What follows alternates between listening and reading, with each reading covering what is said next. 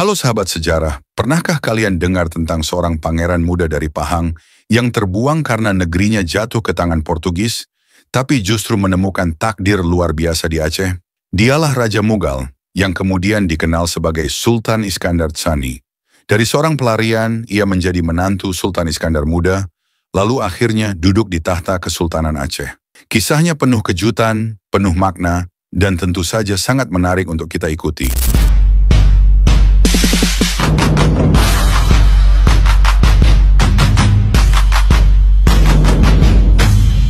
Pada awal abad ke-17, Kesultanan Aceh sedang berada di masa kejayaannya. Nama Aceh dikenal luas, bukan hanya di Nusantara, tapi juga sampai ke negeri-negeri jauh di Asia, bahkan Eropa.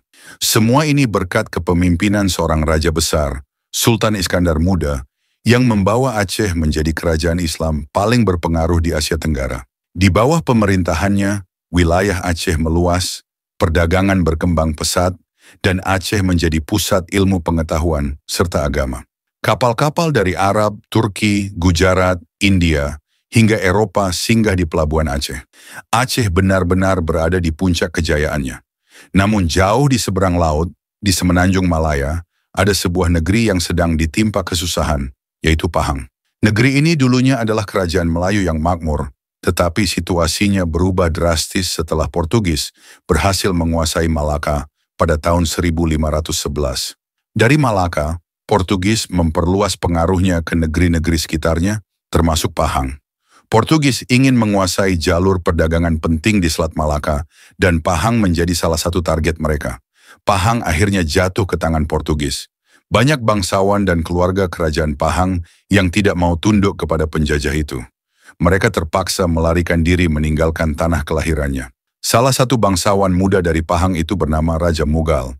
Ia seorang pangeran muda, keturunan keluarga kerajaan Pahang.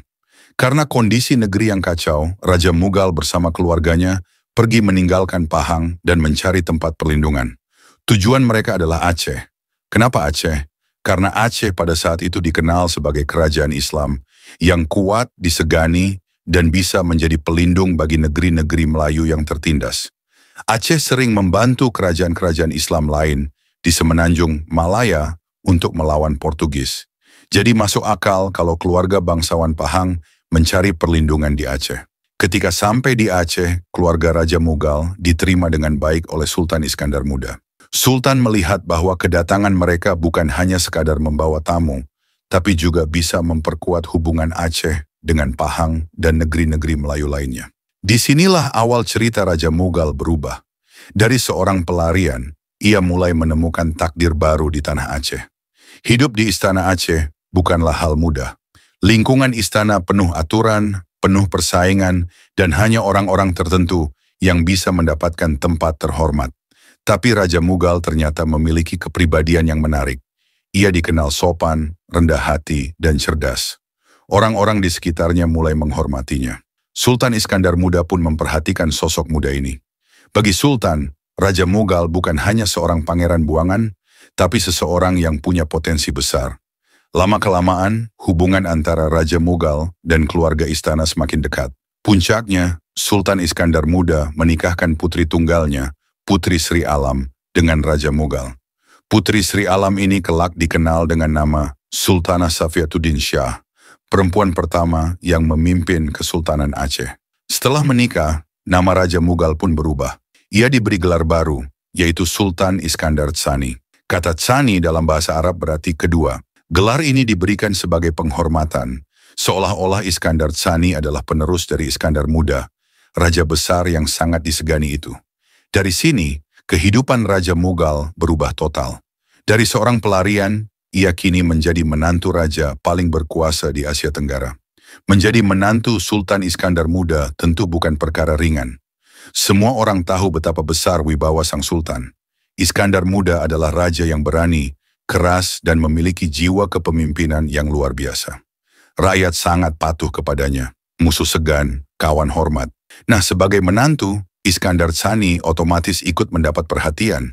Ia dianggap calon penerus tahta, apalagi Iskandar Muda sudah mulai menua dan tidak memiliki anak laki-laki sebagai pewaris langsung. Tahun 1636, kabar duka menyelimuti Aceh. Sultan Iskandar Muda wafat setelah hampir 30 tahun memimpin kerajaan. Kabar ini membuat rakyat berduka karena mereka kehilangan sosok raja besar yang telah membawa Aceh ke puncak kejayaan. Tapi kehidupan kerajaan harus terus berjalan dan pertanyaan besar pun muncul. Siapa yang akan menggantikan Iskandar Muda? Pilihan akhirnya jatuh kepada Iskandar Tsani, sang menantu.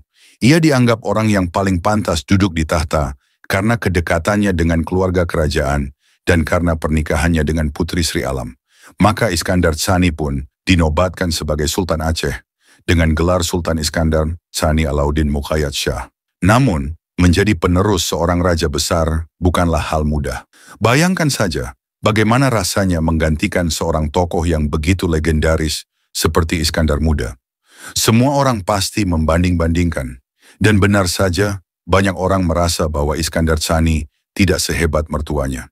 Ia dikenal lebih lembut, tidak segarang Iskandar Muda dalam berperang, dan tidak sekeras dalam memimpin. Meski begitu, Iskandar Tsani berusaha menjaga stabilitas kerajaan. Ia lebih menekankan kerja sama dengan para ulama.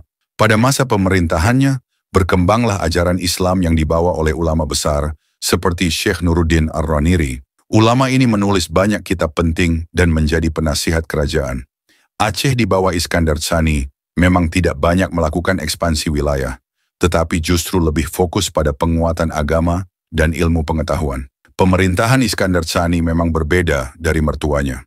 Kalau Iskandar Muda terkenal dengan kejayaan militer dan perluasan wilayah, maka Iskandar Tsani lebih dikenal sebagai raja yang damai. Ia menjaga hubungan baik dengan pedagang asing, menjaga persahabatan dengan negeri-negeri lain, dan memastikan bahwa kehidupan rakyat berjalan stabil. Sayangnya, masa pemerintahannya sangat singkat. Sultan Iskandar Tsani wafat pada tahun 1641, hanya sekitar 5 tahun setelah naik tahta. Usianya masih terbilang muda. Wafatnya Iskandar Tsani membuat Aceh kembali berada di persimpangan. Siapa yang akan menggantikannya? Karena tidak ada putra mahkota laki-laki, tahta akhirnya jatuh kepada istrinya sendiri, yaitu Sultanah Safiatuddin Shah. Inilah awal babak baru dalam sejarah Aceh, karena untuk pertama kalinya kerajaan besar ini dipimpin oleh seorang perempuan. Meskipun masa pemerintahannya singkat, jejak Iskandar Tsani tetap penting dalam sejarah Aceh. Ia mungkin tidak seterkenal mertuanya, tapi kisah hidupnya penuh dengan pelajaran berharga. Dari seorang pelarian yang kehilangan tanah air, ia justru menemukan takdir baru di negeri orang. Ia menjadi menantu raja, lalu akhirnya menjadi raja itu sendiri. Kisah Iskandar Tsani juga mengingatkan kita bahwa sejarah tidak selalu berjalan dengan cara yang kita duga. Hidupnya penuh kejutan. Dari Pahang yang hancur karena Portugis, ia pergi ke Aceh. Lalu justru di Aceh ia menemukan jalan hidup yang sama sekali tidak pernah ia bayangkan. Kisahnya adalah tentang perubahan, tentang keberanian untuk bertahan, dan tentang bagaimana takdir bisa mengubah kehidupan seseorang secara drastis. Sejarah Aceh mencatatnya sebagai Sultan Iskandar Tsani Alauddin Muqayyad Shah, raja yang memerintah setelah Sultan Iskandar Muda. Walaupun pemerintahannya singkat, perannya tetap besar karena ia menjadi jembatan antara kejayaan Iskandar Muda dan pemerintahan Sultanah Safiatuddin Shah, ratu besar yang kelak memimpin Aceh selama puluhan tahun. Itulah kisah Sultan Iskandar Tsani, pangeran muda dari Pahang yang tak pernah menyangka akan menjadi raja di Aceh. Walau pemerintahannya singkat, jejaknya tetap penting dalam sejarah. Ia bukan hanya penerus Iskandar Muda, tapi juga penghubung menuju era Sultanah Safiatuddin, Ratu pertama Aceh. Sejarah selalu punya cara unik untuk mengejutkan kita, dan kisah Iskandar Tsani adalah salah satu buktinya. Kalau kalian suka dengan kisah ini, jangan lupa like, share, dan subscribe, biar kita bisa bahas sejarah-sejarah seru lainnya. Sampai jumpa di cerita berikutnya.